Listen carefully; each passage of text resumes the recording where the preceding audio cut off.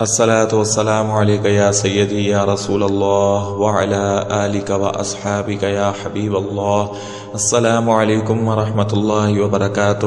محترم سامعین کرام، اکثر ایسا ہوتا ہے کہ ہم جہاں کام کرتے ہیں، چاہے وہ آفس ہے، دفتر ہے، فیکٹری ہے، یا پھر کارخانہ ہے، یا کوئی کمپنی ہے، وہاں پر ہم سے حسد کرنے والے لوگ پیدا ہو جاتے ہیں، ہم سے جلنے لگتے ہیں، ہماری ترقی سے جلنے لگتے ہیں، ہمارے رویے سے جلنے لگتے ہیں، ہماری محنت سے حسد کرنے لگتے ہیں. اور جب ہمارے سینئر، ہمارے سے بڑے افسران ہماری تعریف کرتے ہیں تو ان کے دلوں میں آگ کے پھپھولے اٹھنا شروع ہو جاتے ہیں، اور وہ آگ میں اس بری طرح جل جاتے ہیں کہ یہ صرف وہی حاسدین ہی جانتے ہیں.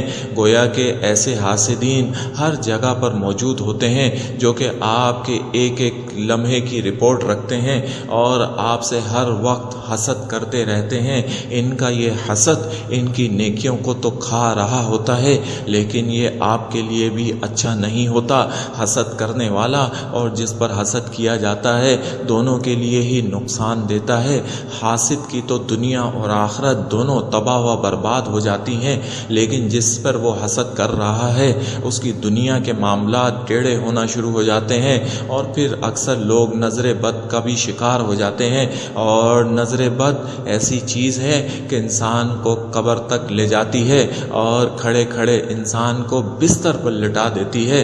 تو ایسے حاسدین آپ کے ارد گرد موجود رہتے ہیں، آپ کے ساتھ کھانا بھی کھاتے ہیں، آپ کے ساتھ گھنٹوں باتیں بھی کرتے ہیں، اور آپ کے ساتھ مسکرا کر بھی بولتے ہیں، لیکن ان کے دلوں کا راز یہ صرف اللہ ہی جانتا ہے، یا پھر یہ خود واقف ہیں کہ ان کے دلوں میں کیا کمینگی پھنسی ہوئی ہے اور ان کے ذہنوں میں کیا گند بھرا ہوا ہے، جس کی وجہ سے یہ آپ کی ترقی سے، آپ کی شخصیت سے، آپ کے کام سے، آپ کی محنت سے، آپ کے رویے سے اور آپ کے دفتر آنے جانے کے طریقے سے حسد کرتے رہتے ہیں، اور یہ نہیں چاہتے کہ آپ ترقی کر جائیں. ان کی آنکھوں کے سامنے آپ کا عہدہ بڑھ جائے اور آپ کی تنخواہ بڑھ جائے، یا آپ کو کوئی ایسی سیٹ مل جائے جو ان سے اونچی ہو، یا ایسا عہدہ مل جائے جو ان سے بڑا ہو. یہ ان کے لیے ایٹم بم کے برابر ہوگا، اور یہ حاسد ہر وقت آپ پر اپنا حسد ڈالتے رہتے ہیں.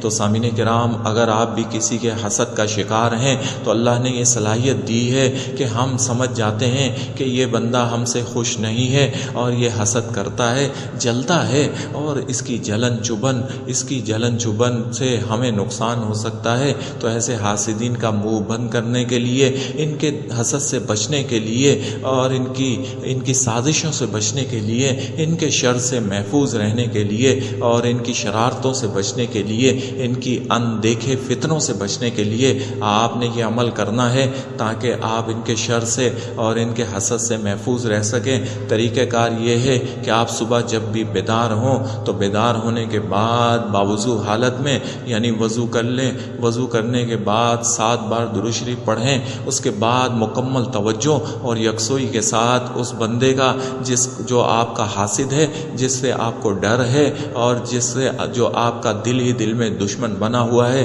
اس کا تصور اپنے ذہن اور دل میں پختہ کریں. پختہ تصور رکھتے ہوئے 21 بار سورۃ الکوثر پڑھیں. آرام سے ٹہر کر پڑھیں.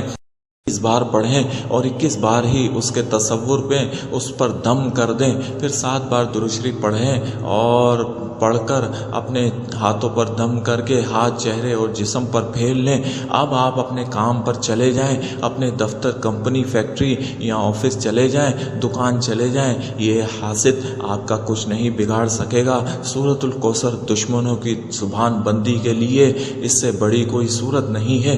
دشمن کے شر سے بچنے کے لیے اس سے بڑی کوئی صورت نہیں ہے. اس کی شرارتوں سے، اس کے حسد سے، اس کی دشمنی سے اور اس کے اندیکھے منصوبوں سے بچنے کے لیے اس سے بڑی اور مکمل کوئی صورت نہیں ہے. آپ روزانہ 21 بار سورۃ کوثر اس طریقے سے پڑھ کر اس پر دم کر کے پھر کام پر جایا کریں. اللہ رب العالمین ایسے حاسدوں کے حسد سے آپ کو محفوظ رکھے گا، اور ان کے شر اور شرارتیں آپ کو قطعی کوئی نقصان نہیں پہنچا بچا سکیں گی۔ یہ جتنے بھی فتنے اور جتنے منصوبے بناتے رہیں، آپ کو میرا رب ان سے بچا کے رکھے گا، محفوظ رکھے گا۔ آپ اس سورہ مبارکہ کو پڑھنا اپنا معمول بنا لیں اور پھر رب کی رحمت اور عنایت دیکھیں۔